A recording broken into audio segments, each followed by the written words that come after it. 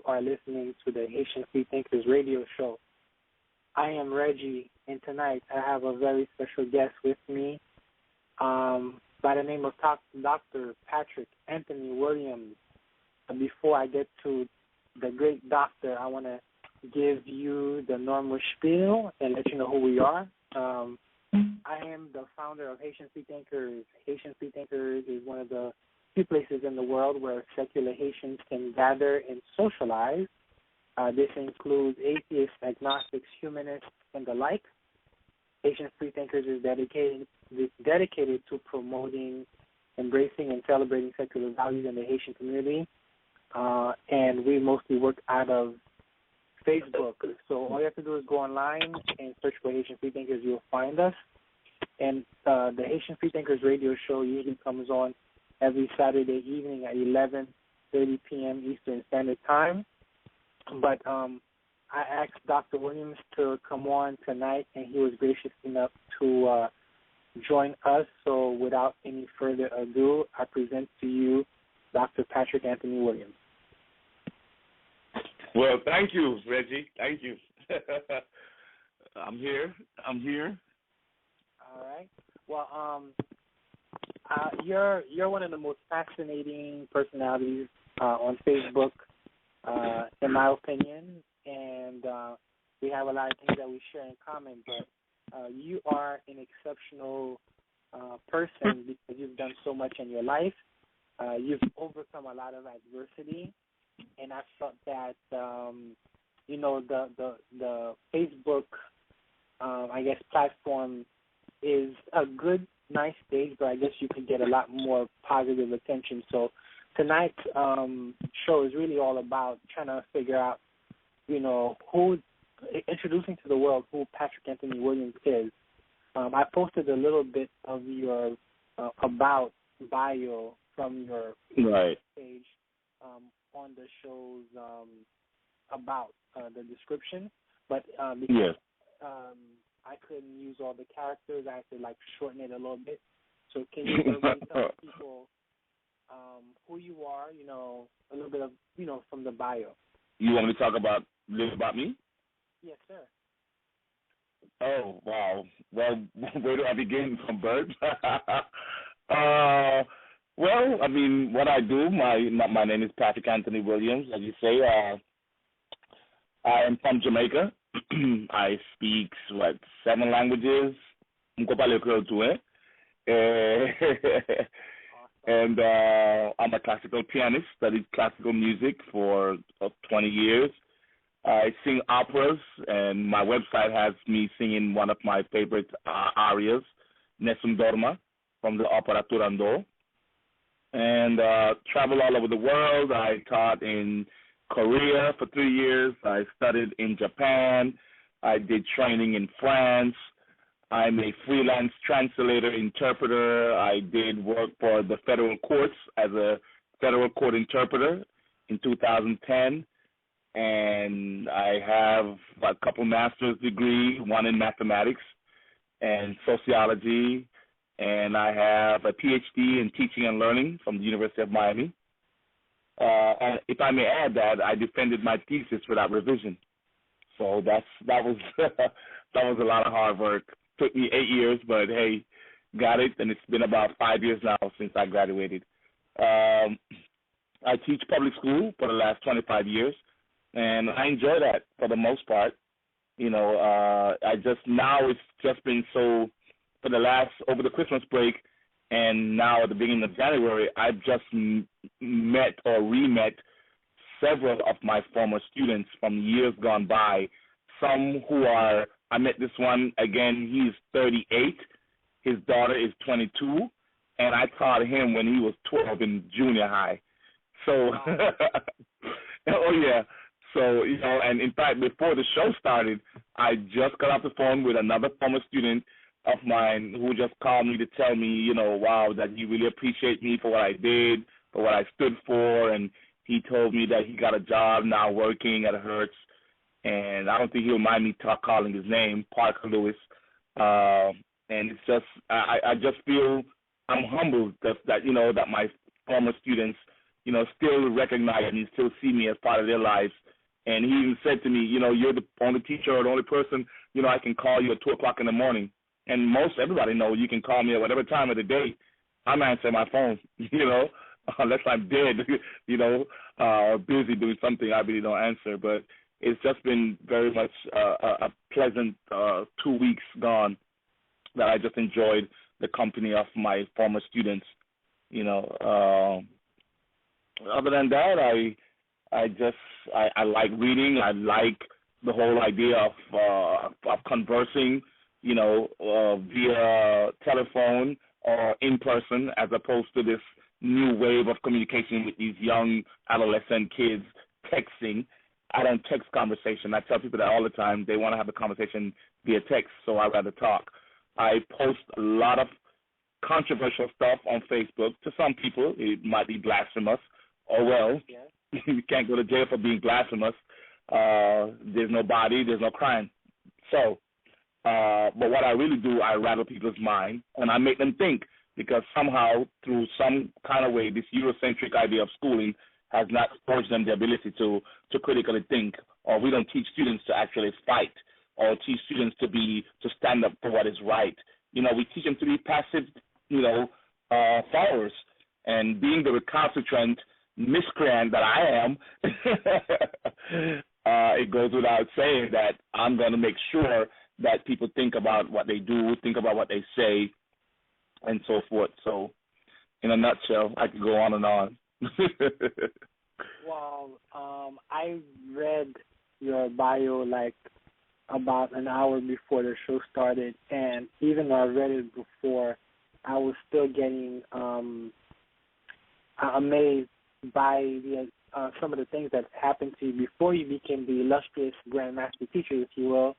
And that gives a lot of people, perspective on what it is that, motivates you, what makes you get up every day and makes you so energetic and so unapologetic for the things that you post on Facebook. Because I think a lot of people don't really understand what makes you so passionate. So can you give everybody a small taste of, the humble beginnings in Jamaica and from there to how you became who you are? Yeah. I knew from an early start that I wasn't like the others, or like others, that I learned differently. Things were just, I didn't see things how people saw them. And I knew that from an early age, and by the way how people interacted with me, I knew I was different. So I stayed quiet, because had I spoken out certain things or how I learned things, I remember being teased back in school. Oh, yeah, they called me stupid. I remember crying just from being called stupid. And I wasn't the smartest thing on the block. I didn't get high grades, A's or B's. I was a C student, D sometimes, but I struggled.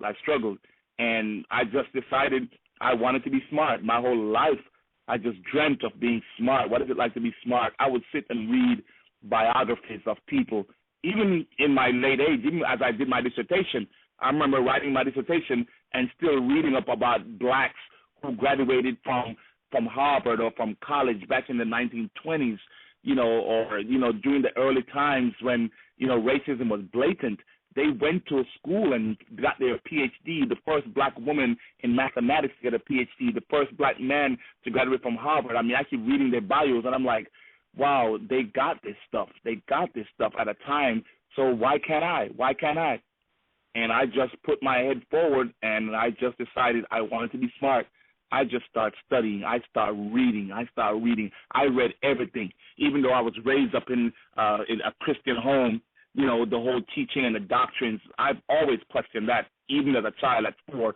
I remember even praying to the devil and asking for stuff, because I'm like, okay, I've been praying to this God that my parents tell me to pray to, and shit happened, so I prayed to the devil, and shit still didn't happen.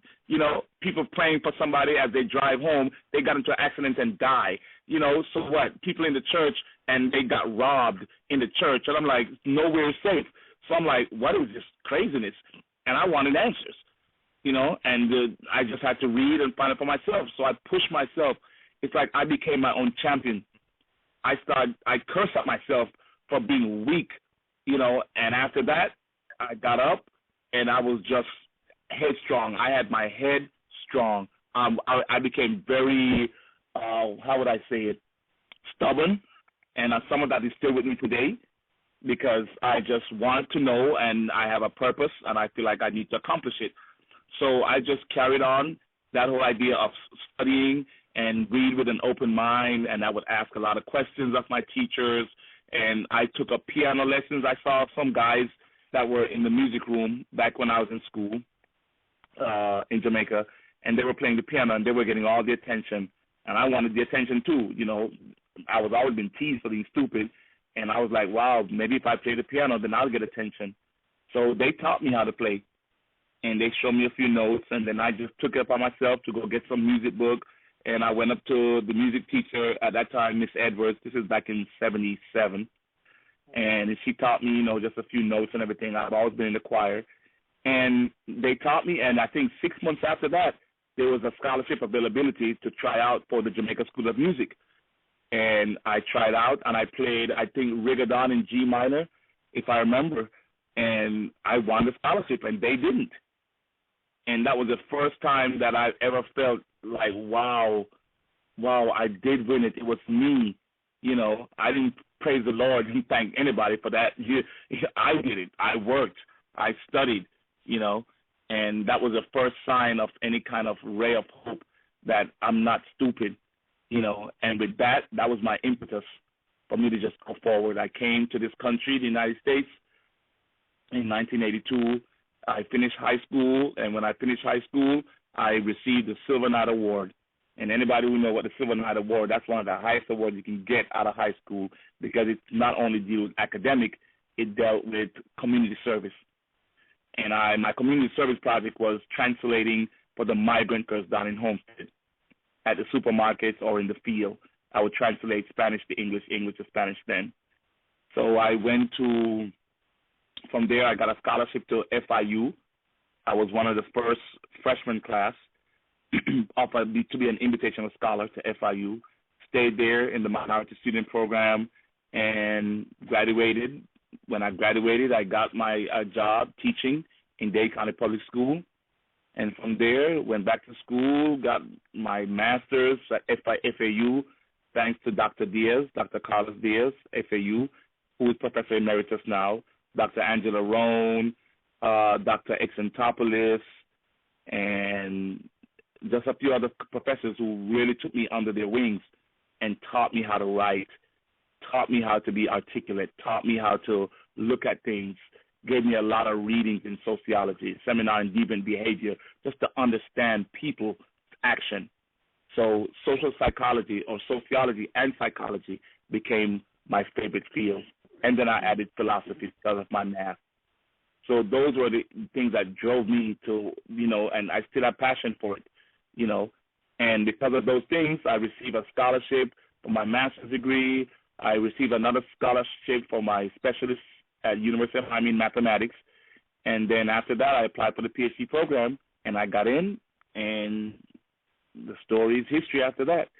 So I'm still, at my age, 48 this year, passionate about the things I do, working out, just always trying to stay young, still motivating students, still motivating other teachers.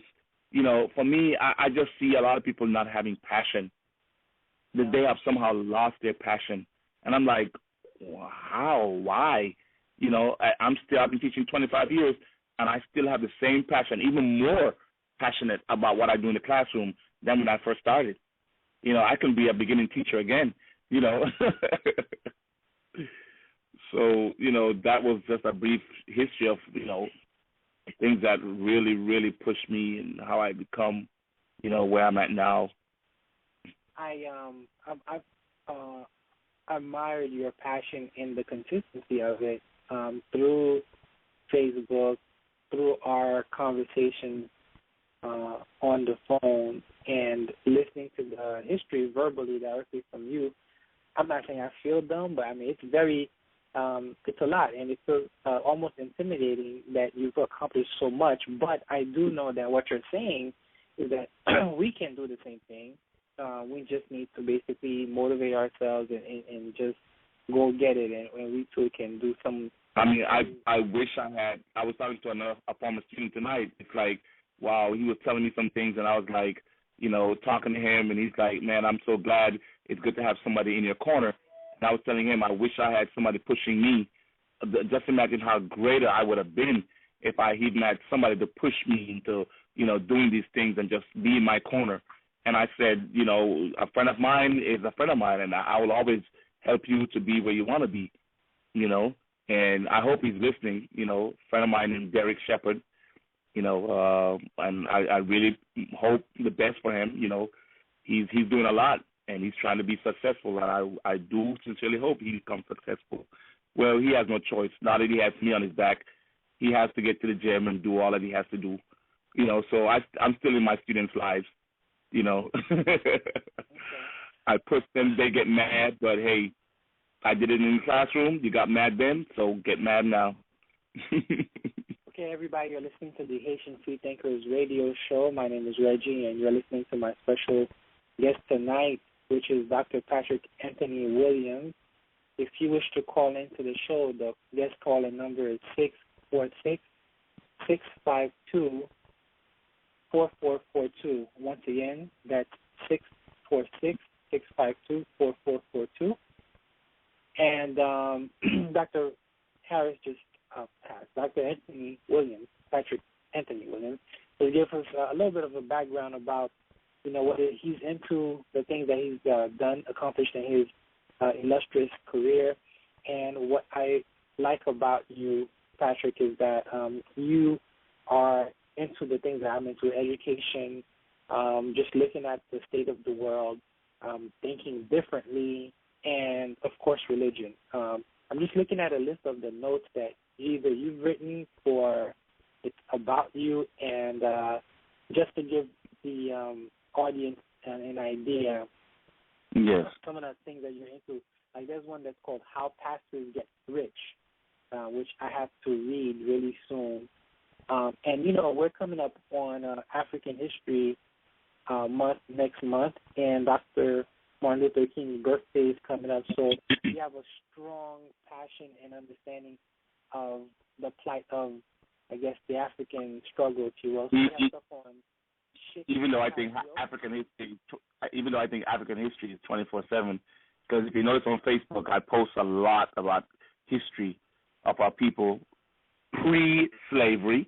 Let me clarify that, because a lot of people, a lot of blacks here think that, a history of black people started after they landed here and was enslaved. No, we were kings and queens, way before we came here. I would just want to stress that. And that's definitely true. I think you know about the work of Dr. Ivan Van Sertima. Oh, yeah. And other people. Sheikh Enta Diop, for those who don't know, is a Dr. Henry Clark. And so let me see who else. So John Henry Clark, Yes. There's a lot of people that, people can reference. But just going through, like I said, a little bit of the things you've written.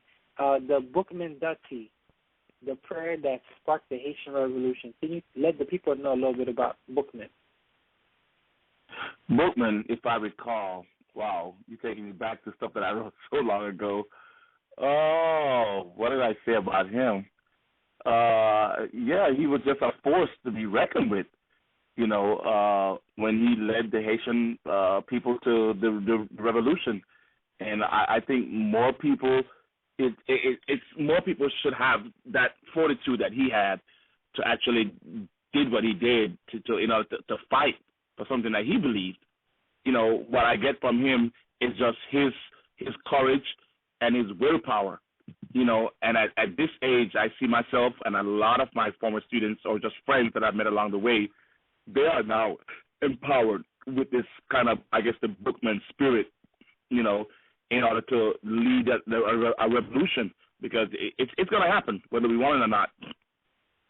Especially what's happening in the Dominican Republic, which I know it's on your mind as we doing this interview, So it's quite interesting, the people that I read. And as I read about him and the Haitian Revolution, just to remind people that, Haitians, some Haitians, I would say, have a sense of this whole idea of back in the early 80s, they were like calling, they're cat eaters, and they'll put voodoo on you and all this stuff, and they're this and they're that, not knowing that if it weren't for the Haitian and what they did to Napoleon, that this whole 13 colony from Florida all the way up the East Coast would have been a different story. So I tell Haitians, I said, you should be proud to be Haitian. You should be proud to speak Creole. I'm not even Haitian, and I speak Creole to my students' parents, during interviews and parent meetings, and my students are like, oh, my gosh, I have a teacher, he's not even Haitian, and he speaks Creole, and they're so fascinated. How did you learn? And I was like, I love languages, So, I even want to go to Haiti. I just want to be endowed with just a whole month of just being around Haitians so I could just learn the language like a native. That's one of my goals, But,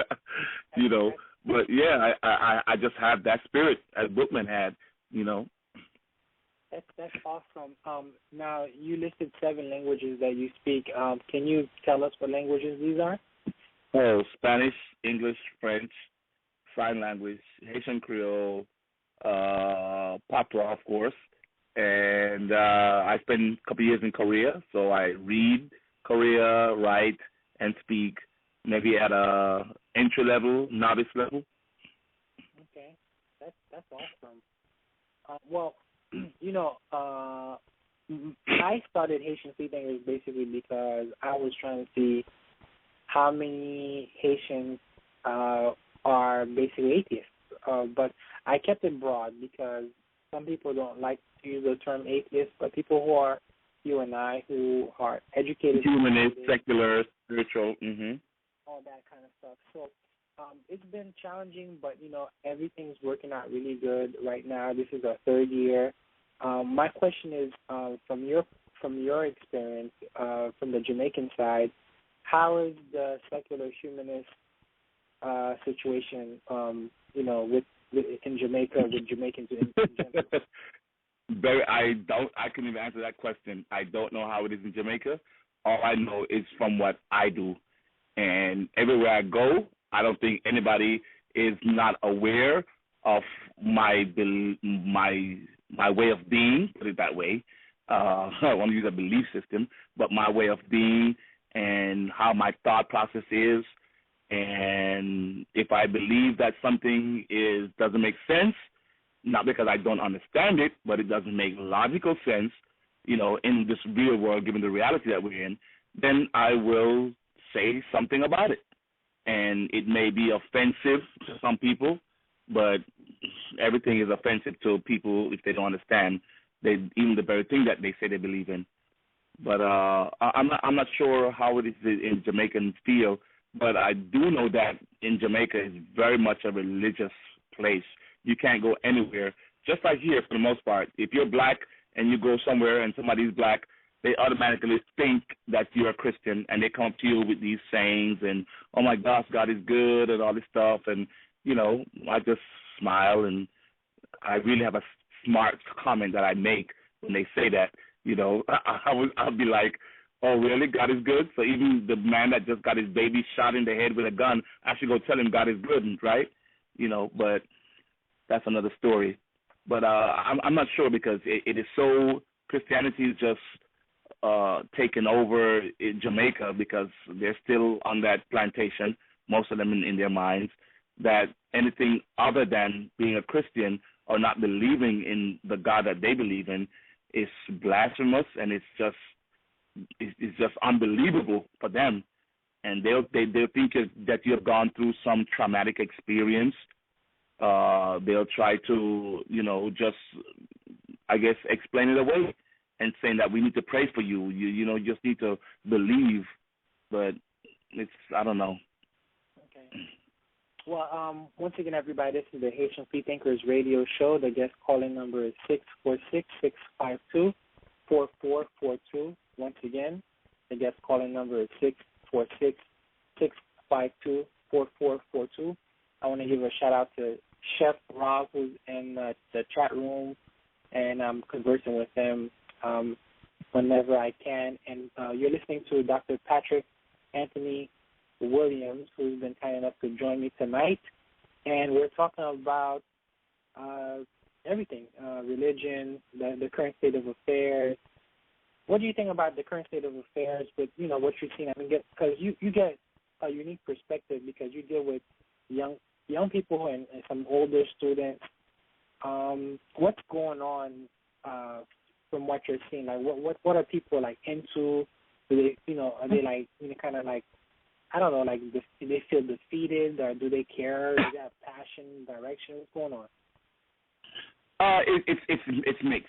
A lot of people that of the 3,500 friends, which I wouldn't use friends in that term, but people that are connected to me on Facebook,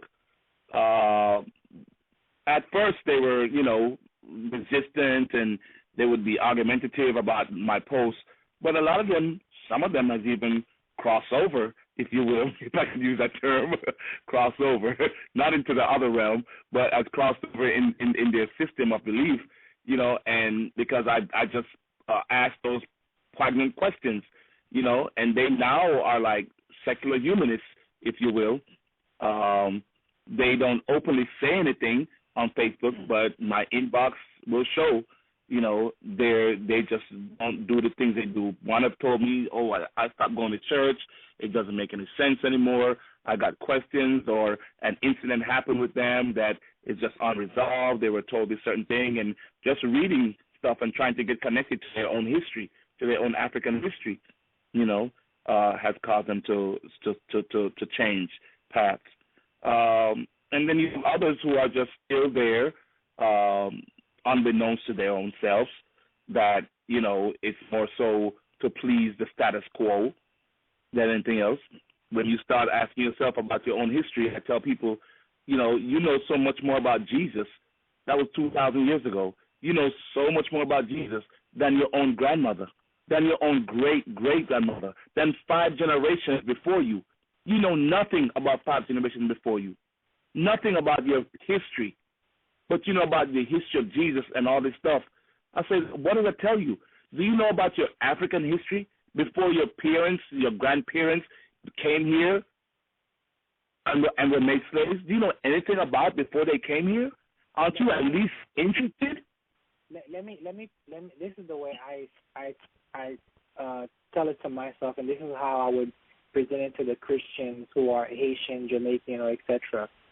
We are so busy learning about dead Jews, right? And my question is that, are the Jews in Palestine or wherever they are they so interested in us like we are in them? I mean, are they taking the time to learn about our heroes? Are they taking the time to learn about our history? Are they taking the time to basically care about us? And I think that it's very sad that, you have... Very. You have, those people who are the most passionate, the most fervent religious people, and I don't know what it's like to be a so-called Jew or whatever the case is, but they must be, laughing because, about the Hebrew Israelites, right? I've seen them last night by the Walgreens next door to me. Yeah, you have those brothers out there looking all funny, all crazy. Yes. And they're very, very passionate, and they're trying to make people become Hebrew Israelites or whatever the case is. And it's like we have our own history. We have so much wealth of information that you don't need to try to copy somebody else's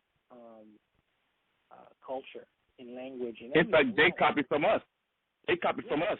Here you have, what is it? Who's this? This called the father of modern medicine, the Greek. Is it Herodotus or some one of them? The guy that got credit for the father of medicine is Hippocrates. Hippocrates. Is it? Yeah. Right, but they didn't tell you that he went to Egypt and studied with Imhotep? Yeah, and all these African people that they studied with, they went there, and that's what we call the esoteric knowledge out there that a certain few people want to keep secret. But with the internet and the whole idea of knowledge that abounds us now, there's no reason for you to still remain ignorant. No reason. Yeah, Stuff is not hidden anymore. This morning I was talking to somebody, and I remember when I just came to the United States because I immigrated from Haiti. I had a next door neighbor whose mother bought him a set of Encyclopedia Britannica, and I think the entire set cost over $1,000 back then, which was big money. It's big money now, but now on my cell phone I have access to so much information. So why are people still, I guess, so misinformed? That's my question. What do you think? Why are they so misinformed? I don't think they're so much more misinformed than the fact that they refuse to be informed. You know, they won't let anything deter them. It's what we call cognitive dissonance. You know, the whole idea of something just making your core belief shake to the point that the fear of losing that core belief is so frightening, it's so damaging that you will logically refuse to accept this new information, even though it may be true. Totally agree with you. And when I was at church, when I was going through my awakening process, if you will, I discovered that truth is not what my church anyway was interested in. They were interested in keeping the people encircled in this type of information. They didn't really want them to grow. They didn't want them to think critically. No. And I think that's not just sad. I think that it's like an offense. I think it's basically like, in my opinion, a type of crime. Because if I was to speak to the leader would almost acknowledge that, you know, that they're doing this on purpose. But to them, they're doing this, you know, it's a good thing. And I'm doing this little show and whatever I can to basically show people that, hey, you know, there's people out there who think outside the box, and we have not just good reason to do and say what we're saying, but we have evidence a lot of times to show that, you know what, it's bigger and better things out there than what it is that they've been taught. So, I mean, go ahead. I even showed a friend of mine some Bible verses. I mean, Acts. I think it's Acts 2, verse 23, and you can find it also in Romans 10, verse 13, and it says something to the fact that everyone who calls on the name of the Lord shall be saved. But then in Acts 2, verse 39, it says only those whom the Lord chooses will be saved. And I even went further in Matthew, okay, and said Matthew 7, verse 21 says, not everyone who calls on the name of the Lord will be saved. So here you have 4 verses saying 3 different things, and I posted this to a friend of mine who is a Christian, and he said to me, the Bible contains many contradictions. That's his first statement. Then he went on to say that in order to better understand God's word, the full context should be used. The verses you are referencing relate to one's free will to love or not love God. Keep seeking. And I just felt, I was like behooved to think that, oh my gosh, your first statement already summed up everything. You said there are contradictions. If this is God's word, how can it be contradicting? Well, that was something that I discovered on my own because it wasn't taught to me. But take me is that we've taken the time to educate ourselves, and so we know what we're talking about. And then to try to relay that information to the people, they look at you like you're the crazy one. It's kind of like the way I would explain it is that I'm the one in the class that did the homework, but yet I got the F, you know? Exactly. So I read the entire Bible, something that most Christians will never do because they know it's boring, and I read the entire Quran. So it's filled with debaucheries. It should be a pornography if you ask me. Exactly. So most people will not in their daily lives even think about reading half of those books. So I'm familiar with them. And so my question is, like, in 2014, why are people still interested in these old stories? We have, again, fear. You remember fear? What are they afraid of? Well, remember, sociologically speaking, we have been socialized to be what do you call it? Be a brother's keeper. In other words, you are socialized into forming these groups, these cultural groups, these little enclaves, places where we stay. And to be part of this group, you have to sort of embody and embrace that belief system. Now, to give that up, to shun the belief system, is to actually shun your own existence, to shun how you were raised in this little enclave, in this little, brotherhood, if you will, or society, whether it's family or extended family or friends. So to refuse to believe that anymore is to cast doubt and to shun them. And just imagine the exile that you will feel from the people who supposedly love you. So they have a fear of losing family, of losing stuff. But then again, if somebody loves you, or if God is love, then shouldn't the love be unconditional, whether you love God or not?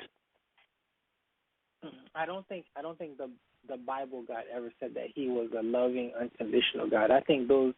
I don't think I. Sure, thank you. Those are things that humans made up to make themselves feel better. The God of the Bible. Oh, and to say that He's a jealous God. They say that He's a jealous God. Well, the only person that's jealous are human beings. Can a God have as humans emotion? Well, apparently, jealous?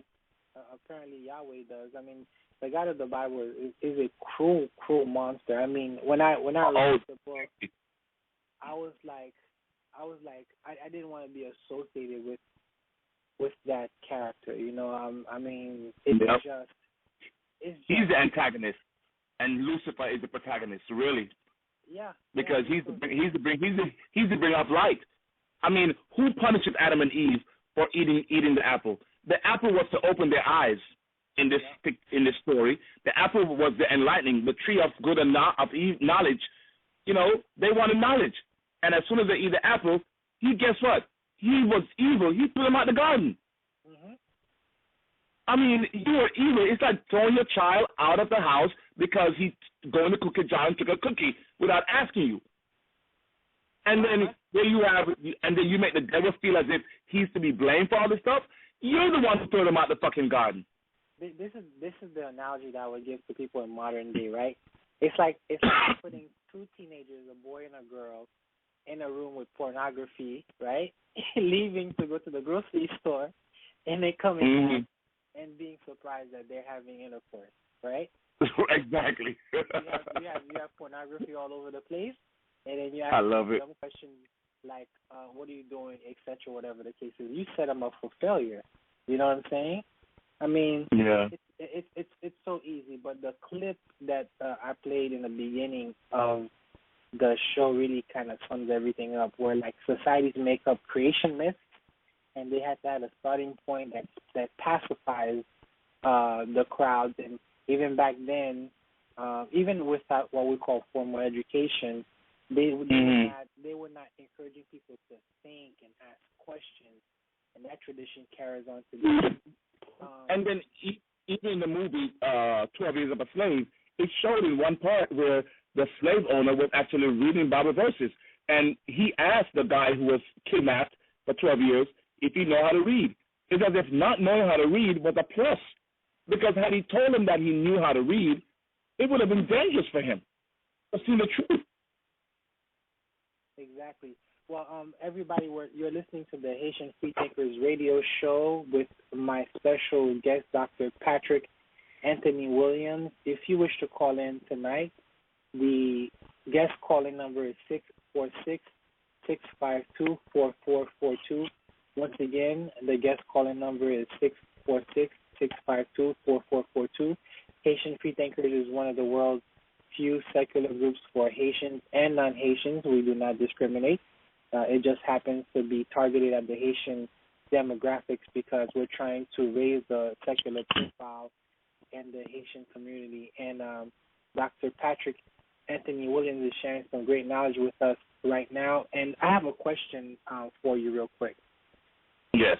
You are an educator, and I'm passionate about education as well.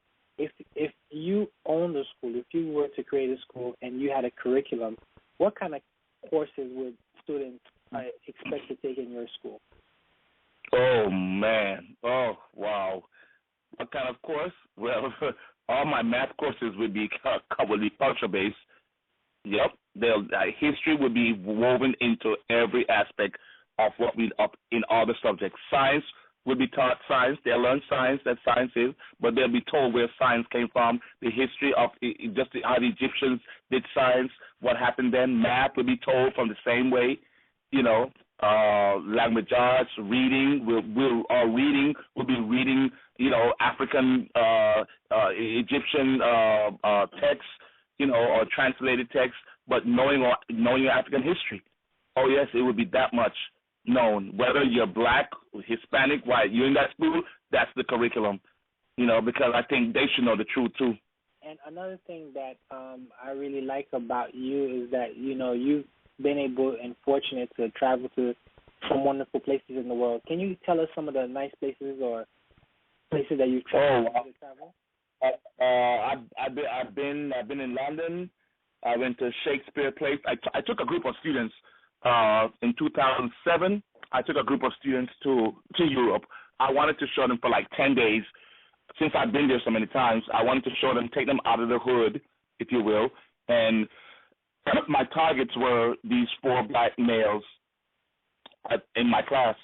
And I sort of convinced their parents, or maybe persuade, I should say, their parents to actually save up money to send them. And they surely did. And we went to Italy, so they had to learn. I give them little Italian phrases to learn, when they're in the city, what to say to the people there, just the basic pleasantries and stuff. And we went to Spain, Barcelona. They went to Las Ramblas, and we went to Plaza Catalunya. We stayed in the hotel, and they had to order food in Spanish. And then we went to Monaco, had to learn some French terms and, speak some French to the, just pleasantries again there. And it's been an eye-opener. And as anybody who knows me, my students just don't see me for the 4 years or the 2 years that they have me. Once you're in my classroom, you're stuck with me for life, basically, because I track them. And the students who went with me, those 4 black males who went with me, 2 of them have gone to university that I know of. In fact, 1 has graduated already. The other 2 are at universities now, and they have gone back to Europe to study. Excellent. So you've gone to London, Italy, Monaco. Anywhere else? I know you went to Korea. Germany. Oh yeah, Korea was my longest. So I spent 3 summers in Korea, 3 months for each year. I went, and it was great. I went as a visiting professor from Florida Atlantic University. At that time, I was teaching some undergraduate courses and graduate courses at FAU. And we had this Sheila University in Korea, Busan, was sort of like the sister school to FAU. So through Dr. Carlos Diaz, FAU was able to send 3 professors there.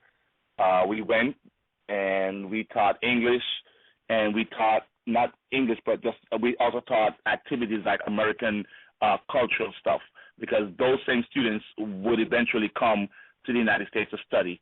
So I would teach, I taught like games and stuff that were played in the United States. Another one of the professors taught, after the English courses were over, literature, and the other one taught music, and one taught citizenry, about being a citizen in the United States. So it was very much an eye-opener. My first year I went, I didn't know any Korean. I sort of start practicing how to write. But I could tell you that Korean language is one of the easiest of the Asian languages to learn.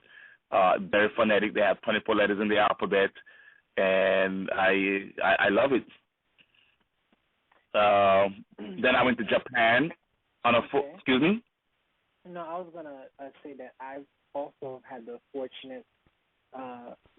great fortune to visit Korea. I've also gone to Busan, so I am totally aware of what you're talking about, and I really, really do feel sorry for people who have not had the opportunity to travel because it changes your life. I can Oh speak yes. on my I can speak on my experience, but I've been to every single place that you've been to so far, except for Japan. But I just find the story to be so wonderful. So please continue.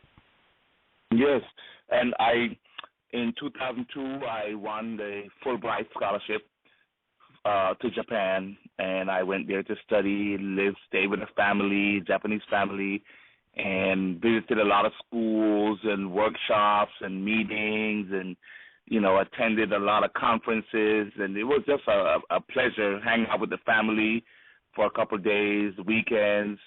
And I mean, I learned a lot. I took up origami and Japanese education. I was interested in the Japanese education system, and I've been to what they call a kosen, which is like a secondary or like a Miami-Dade, if you will, 2 years university, and other universities and high schools and elementary schools. And some of those aspects, part of the whole program was for me to develop practices that I learned in Japan and infuse them into my classroom here in the United States.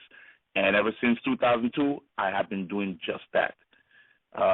Where my students, they clean their own classroom. The custodian just comes in and empty the trash. You made the mess, so you clean it. I very much teach from a conceptual standpoint. Not that I learned it in Japan, but it was sort of reinforced when I went back there, because in the British system, you have to, we grade, or they're graded not just on your answers, but the process of how you got that answer. So you get a grade for the answer, but you get a grade for the process. And I do that now in math class, because with math, there's no guessing. You can't just arrive at a number because you feel like this is the answer. No, don't feel an answer. Prove to me how you got the answer. So those are some of the things that when I went to Korea, that I was rather reinforced. So I learned there, and I infused them in my classroom. So it was a wonderful experience in doing that. I think that's all wonderful. And the last time I visited my brother in school in North Miami Senior, I just saw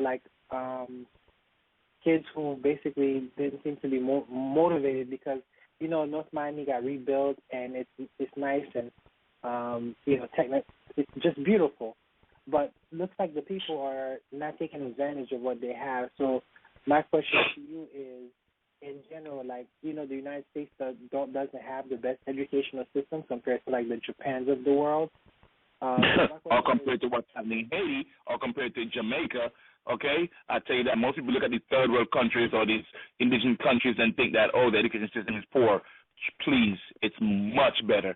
You take a 10th grader in Haiti, or take not a 10th grader, a fourth form person, down there, which would be equivalent to maybe a 10th grader here, or anybody who's 12, 13, and you put them in a class here, they will just blow past the average American, because the education system down there is so much better and rigorous. You have to take O-levels. These kids are complaining about FCAT. Try taking O-levels, okay? Try taking A-levels. Try taking, they call it advanced placement. I mean, I taught advanced placement classes here, and it's nothing compared to the O-levels and A-levels or the CXC exams. We take exams to go to high school. So, they should be taking advantage of the education system that they have here, but they're not. And then again, I see teachers who are just slack in the classroom. I mean, these students are not being taught how to critically think. I mean, it's just some teachers just literally hand papers to students and say, turn to page 48, do exercises 4 through 9, here's this paper, and that's it. So they spend their whole lives just going through a book and answering questions. And now, to make it worse, to add fuel to the fire, they no longer, students in Dade County public schools don't take midterms and finals anymore. No, you go through the 4 9 weeks, no midterms, no final. Everything is good towards the FCAT, teaching to the test. A stupid test, I would say. Or a test that they put more emphasis on. What is the FCAT, and why is it so important? Oh, one thing, money. How so? Who's making that money?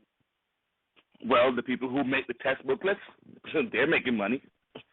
It's just that Oh yeah. simple? Excuse me. Is it just that simple that somebody found a way to make it a law that these students have to? Oh, well, it all falls under this so-called accountability. Students aren't learning a lot, so somebody must have told somebody or did some kind of study, so they say, because they always say research says, but never show us anything, to show that students need to learn this, students need to learn this. It's sort of what we call the Hersheyan model. They need to, this is what a fourth grader should learn, this is what a fifth grader should learn. And so they devised this test that if students pass this test and do well, that means they're ready. Oh, my gosh, please. Anybody could take a test and pass it. That means that they're ready for the college and all that stuff. And even with that said, colleges are still having problems with students coming into their colleges that need remedial coursework.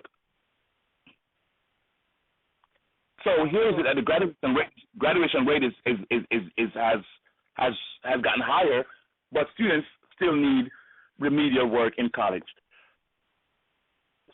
So I mean, are the colleges letting the high schools and the middle schools know that it's not working, or is the money still too good for them to give up the FCAT?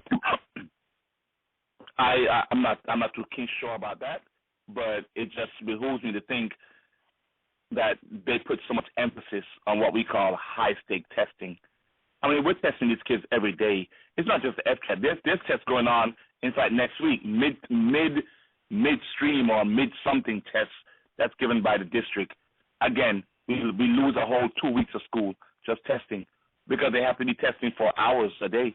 So they may miss your period, your class. They may miss my class, you know. Then you have cellar testing. The ESOL kids got to test. Then you got the fair testing after that. And after the fair testing, they got to take this other test. I mean, it's just testing. Then the AP tests and it's ridiculous. Well, that's crazy. Listen, everybody, you're listening to the Haitian Free Thinkers radio show. The guest calling number is 646-652-4442. 646-652-4442. The show normally comes on every Saturday evening at 11:30 p.m. And feel free to give us a call. Haitian Free Thinkers is one of the world's few secular groups for Haitians, but we do not discriminate. And we're listening to Dr. Patrick Anthony Williams as he shares some of his awesome insights on everything. We're talking about religion, education. And the next question I'm thinking about is, like, what are some books that you feel are must-reads for your students or anybody that you would meet in general? What give us, like, a couple of books that you really think are life-changers. Oh, The Age of Reason by Thomas Paine. The Age of Reason, yes, and that's The Age online. of Reason. Oh, yes. They Came Before Columbus. They Came Before Columbus by Ivan von Sertima, yes. The Christ Conspiracy by Acharya S. Yeah, I haven't read that one. Oh, wow. Whew. That's the book. That's the book. Oh, yes. I downloaded it when I first got my computer. Oh, yes. Awesome book. The History of God, Karen Armstrong. Yes, Karen Armstrong. I know about that one. Oh, yeah. And, yeah, there's so many much more. No, The Christian Conspiracy is such a powerful book. Oh, my gosh. Now, you said that you've taken philosophy, correct? I've taken some philosophy courses. I'm not going to say that I'm very much well literatured in philosophy, but yes, one of the ones that I more so like is the whole idea of existentialism. Right, and so basically, I'm trying to think of what kind of courses that we would recommend to people in general to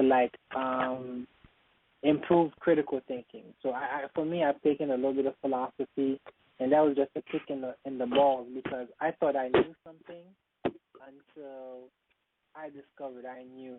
It's not that I didn't know anything, but I didn't know how to come about verifying that what I'm saying is tight and well researched, and it's not subject to any kind of fallacies. I didn't know what a fallacy was. And so, like, with education, it changes you so that, like, you learn to detect bullshit, if you will. Exactly. And that's what I don't understand with people who are, quote-unquote, educated. You know, like someone said, the higher you go in your educational level, the less you believe in God. You know, well, I tell people, only poor people pray and ask for stuff. You know, I gave the story. I tell somebody, I said, you know, I prayed to God for a bike, and I never got one. So I stole one, and then I asked him for forgiveness. Yeah. That's a very famous one. Yes. One of the things that one of my big dreams is to have the ability to be invited to a church and speak openly without any reservation. Do you think there's any chance of that happening? No, and I don't care. I don't care that it happens. That's their sanctuary. That's their field. I'm not gonna go on their field and talk. No, we have our own, and that's why you have this talk show. We make our own. That's true. I don't need to go. And then guess what? I just don't believe that I should, just like they do, proselytize and all that stuff. We don't have to proselytize. We know who we are. And like I tell somebody, I don't share my ideas because I'm trying to convince people to believe what I believe. I share my ideas so that those who believe like I do know that they're not alone. That's excellent. The reason why I wanted to go into a church is not like I was going to barge in. I don't believe that I should like barge in and proselytize myself. I just wanted to know if I wanted to know if they're confident about what they're saying, because a lot of times they tell people that what they're saying is called the truth and that it's verified, it's reality, and that's not what I found through my research. So I wanted to know if they were confident that we can have an open forum and have people do a Q&A, what effect that would have. And if it's anything like my old church, it won't happen, you know. No, it's not. I mean, you see it on with what's his name with Hitchens and on YouTube. Hitchens and his name slipped me right now. Al Sharpton. They had interviews on YouTube. Well, you can watch them all there. No, I mean, I think when people want the truth, they will seek the truth. They will seek it. You know. So I'm not wishing that, I'm going to, like Christians always say, I'm going to pray for you that God touches you for you to see the light and the truth. Well, when you're walking in darkness and don't know it, you won't seek the light. Exactly. Now, information control, I think, goes beyond religion as well. Like, I'm very much interested in education, just like you are. And so, like, through my life experiences, after I've traveled and met a lot of people, when I look at the high school experience, I feel like the kids are not really being prepared for life. And sometimes they come out and they are unable to afford a college education. So, and then I find out that there's a list of banned books because people don't want to expose them to certain ideas. I mean, so my question to you is, do you feel restrained by the colleges or your employers of what you can and cannot say? Is there like some kind of apprehension? I never feel restrained. Everybody who knows me knows I'm going to speak my mind. And I'm going to speak my mind from the standpoint of the research, from the standpoint of logic. So you have to come to me with those things. And Christianity doesn't come with logic. I mean, how can it come with logic? No Christian logically convinced themselves to join or to become a Christian. You didn't use logic. So why should I expect you to use logic to get out? Well, I mean, that's excellent. I mean, there is a field of apologetics. I still look at videos of Christians who try to use their own version of logic, I guess, to convince other Christians, I guess, that what they're believing in is accurate or good or whatever the case is. And I marvel because, I've taken, like I said, enough philosophy and I've taken debate as well. to wonder if they're either undereducated or they're just, they don't mind lying, because it's big business. They make a lot of money convincing the Christians or other religions too, because I want everybody to know that I don't just criticize Christianity at all. So when the person is doing the apologetics, I just wonder, like, why are they saying this when they know that it's not true? For example, I was listening to an astrophysicist, and he was saying how basically evolution is not true, etc. And how does this person have a doctorate degree and is saying what he's saying is a mystery to me. In astrophysics? Yeah, I mean, I can send you the link and you can listen yourself. It's not just the fact that he has a doctorate degree, because I found out myself that just because you have a doctorate degree, he's a scientist. Or a scientist, it doesn't mean that you necessarily know about other things. But I mean, I just think that there's one of the things I would like to convey to believers is that there's a lot of money to be made from their gullibility. Oh yeah. Yes, sir. So I'm not out there trying to make money off them. I'm not out there trying to harm them in any way. I'm just asking them to think and ask questions, and to see if the results pan out. And that's something that I guess it takes a little bit of a revolution of the mind, because in our culture, in Haitian culture, it's very authoritarian. It's whatever the elder says goes. Like they don't have, a lot of times they didn't have time to explain it because they themselves didn't know. So we just have to follow orders and just do what you're told. But I would like a change to that. I would like, if Patrick tells me to go do whatever, he wants me to ask him why. He doesn't want me to be a robot. It's a complete 180 from the way that we grew up. That the adults actually want the kids to learn how to be. So that's what I'm hoping to get to. Right. Wow. Nice talking. Interesting talks. All right. Well, it's been a great show. We kind of did this impromptu, and hopefully we'll have another opportunity to speak in the future. But it is getting a little bit late, so we're going to wrap up the show. So everybody, once again, this has been the Haitian Freethinkers radio show. My guest tonight has been Dr. Patrick Anthony Williams. If you have any questions about the show, feel free to email us at HaitianFreethinkers@gmail.com. Once again, that's HaitianFreethinkers@gmail.com. And we also have a Google Plus number, which is 678-820-9474. I'm just going off memory, but it should be 678-820-9474. And you can always contact us. We'll answer your questions and get back to you. Again, Doc, it's been a pleasure. Thank you for spending time with us. And, no, thank you, Rick. Hopefully we'll talk a little bit later, but have a good night, and everybody will see you Saturday. Thank you. All right. Have a good night. Bye-bye.